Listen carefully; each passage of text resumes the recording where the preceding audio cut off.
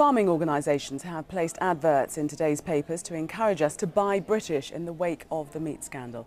Well, Ben Patten is the chief executive of an online local produce shop, is here with us in the studio now. Good morning to you. Morning. So what exactly do you do? How do you ensure the supply chain with your meat? Yeah, well, I'll talk a bit about the model. So the way FarmDrop works is that we're an alternative to supermarkets.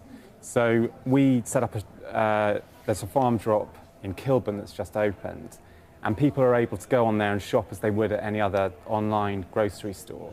And they can buy direct from a range of producers, including meat.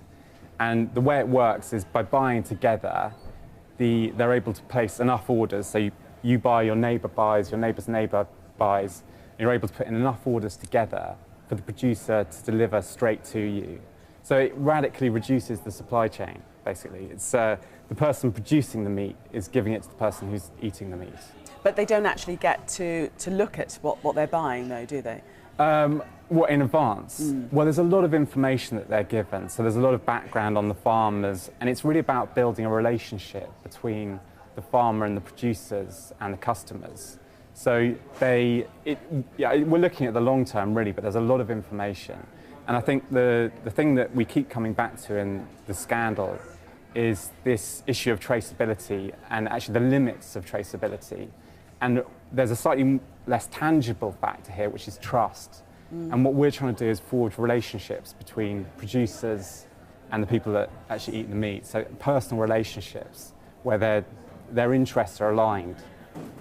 Well, Tesco, we're hearing, have just put out an email to all their customers saying that they'll be giving them more information, more than any other retailer.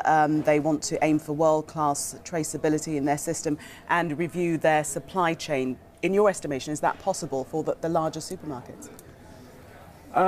Well, I've worked in the past a bit with all sorts of producers and retailers, and I think it's difficult for them to get beyond a certain point. I mean, they have very sophisticated technology and systems in place, but clearly the machine doesn't work, or it only works to a point.